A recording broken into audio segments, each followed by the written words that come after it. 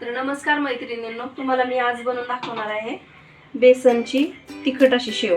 तर त्यासाठी ना आपण जिरे घेतलेले, लसूण आहे आणि हा ओवा आहे आणि आपल्याला हे सगळं मिक्सरच्या भांड्यात टाकून आहे ना बारीक असं वाटून घेऊन याचं फक्त आहे ना पाणी करून घेऊन आपल्याला ते गाळून घ्यायचे आणि मग नंतर ते बेसन पिठामध्ये बेसन पीठ खणताना टाकायचे, कारण आहे ना गुत्त ते याच्यात सूर्याच्या नाही का आपलं म्हणजे शेव काढतात ना त्याच्यात, त्याच्यामुळे हे पातीने पण मिक्स करून मी घेतलेले। आता मी मिक्सरच्या भांड्यात टाकून घेतले वाटण, ते वाटून घेतलेले काय आपल्या याच्यात वाटलेले जिरे, ओवा थोडासा आणि लसणाच्या 4-5 पाकळ्या टाकल्या होत्या। तर हे चहाची चाळणी आहे आणि त्याने आपण अगदी बारीक वाटलेलं आहे, पण तरी सुद्धा हे सूर्यामध्ये आपल्या अटकू नये म्हणून पूर्ण असं आहे ना व्यवस्थित गाळून घ्यायचं हे पाणी। नंतर हे आपल्याला पीठ मळताना पाणी वापरायचं फक्त। हे पहा असं हे सुद्धा आपलं अगदी छान बारीक झालेलं आहे, पण तरी सुद्धा भाऊ कोणतात ना म्हणून नाही वापरायचं ते आपल्याला। पीठ आहे ना आपण असं अगदी छोट्या गव्हाची चाळणी सुजीची जी म्हणतात ना बारीक, त्याने चाळून घ्यायचंय। आणि हे मी 1 किलो बेसन पीठ आहे, त्याच्यासाठी ना हे इथं एवढं अर्धी वाटी तांदळाचं पीठ घेतलेलं आहे। हळद टाकायची आपल्याला, त्यात मीठ आहे, हिंग टाकायचं आणि यात लाल तिखट आहे। तर सगळं पीठ चाळून घेतल्याच्या नंतर मी मळताना पण तुम्हाला दाखवणार आहे। मी बेसन पीठ आणि तांदळाचं थोडंसं अर्धी वाटी बारक्या वाटीने, ह्या वाटीने ना अर्धी वाटीच तांदळाचं पीठ घेतलेलं आहे, ते आपण चाळून घेतलेलं आहे। अगदी असं मस्त आहे ना, चाळून घेतलं की ते मळताना पण आपल्याला व्यवस्थित गिठळे होत नाहीत, काय नाही, तर मग शेव पण आपली चांगली होती। तर आता चवीनुसार मीठ मी 2 चमचे मीठ घेतलेले आहे आणि ही हळद आहे, हळद ही आपल्याला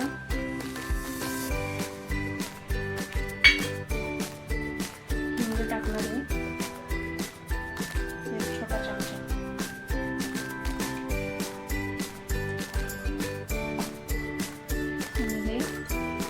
तिखट घेतलेले कारण मी तिखट शेव बनवते। तिखट जर बनवायची नसती ना तरी नुसतं मीठ आणि बाकीचं साहित्य हिंग वगैरे टाकून सुद्धा तुम्ही करू शकता। तर मी हे 2 चमचे घेतलेले छोट्या चमच्याने ते टाकते आणि हे आपलं लसूण आणि ओवा जिरे वाटून घेतलेलं, पाणी गाळून घेतलेलं आणि हे तेल गरम केलंय मी शेवीला। हे गरम तेलामुळे ना एकदम कुरकुरीतपणा येतो आणि तेल पण धरत नाही म्हणजे तळताना। त्यासाठी आपल्याला हे कडक तेलाचं त्याच्यात थोडंसं मोहन घालायचं, असं सगळं मिक्स करून घ्यायचं अगोदर आणि मग हे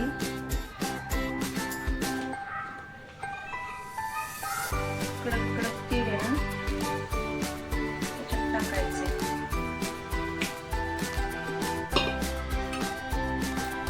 बरेच तेल टाकलंय मी,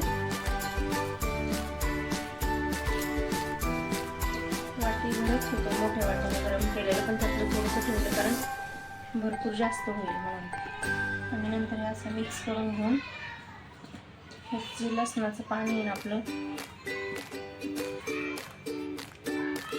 ते टाकून मळायला सुरुवात करायची। नंतर जसं दुसरं लागेल तसं पाणी आपण घालू शकतो त्याच्यात।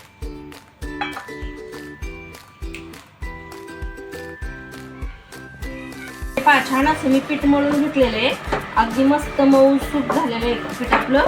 आणि आता मी गॅसवरती तेल पण ठेवलेले तापत, लगेच आपल्याला शेव तयार करून घ्यायची। तुम्ही पण करा अशा प्रकारे शेव आणि कमेंटमध्ये सांगा कशी झाली शेव।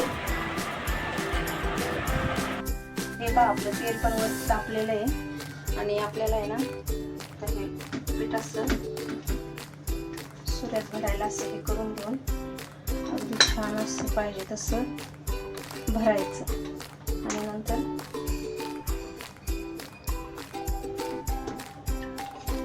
एकदम व्यवस्थित याला कसं वल्ला हात वगैरे राहिला तरी सूर्याचा टाकण्याची शक्यता असते, त्याच्यामुळे कपडा घेऊन हात कोरडे वगैरे करून मग नंतर हे असं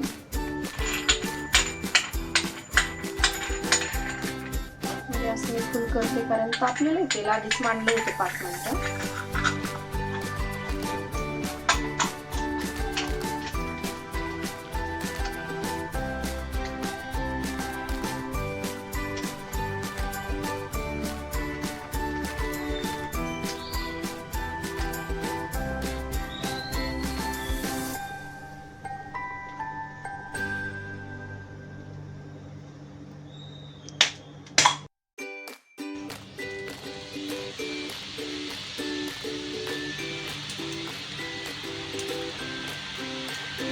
छान तेल तापलेलं असल्यामुळे ना पटकन होते.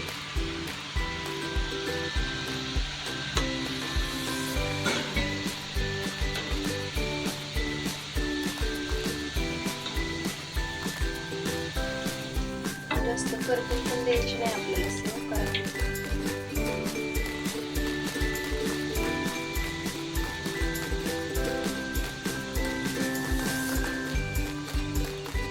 छान अशी तळलेली आहे. काढून घ्यायची.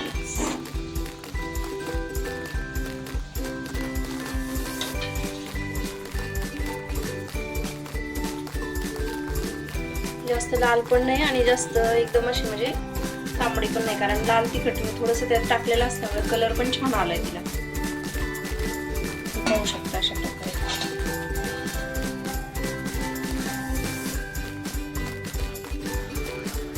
पाणी दुसरा पण म्हणजे लई घाणा म्हणतात ते सोडलेला आहे या डाबरचा, तो पण आपल्याला अशा प्रकारे तळून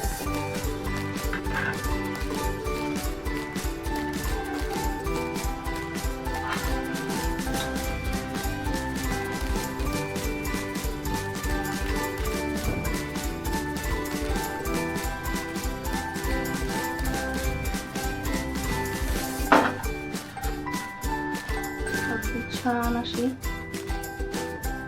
तयार झालेली शेव. माझी सेव तयार झालेली आहे आणि 1 किलोची सेव आपण केली आणि मी सगळे स्टेप तुम्हाला यात दाखवलेल्या आहेत व्हिडिओमध्ये की कशी कशी मी त्यात काय काय वापरलेलं आहे. आणि एकदम छान अशी ही पाक एकदम खुसखुशीत आणि बिन तेल पकडता झालेली तयार आपली शेव ही. तर तुम्ही पण नक्की अशी करून करून पहा आणि चॅनलला सबस्क्राईब करा. कमेंट मध्ये सांगा की कशी झाली शेव. ठीक आहे, धन्यवाद.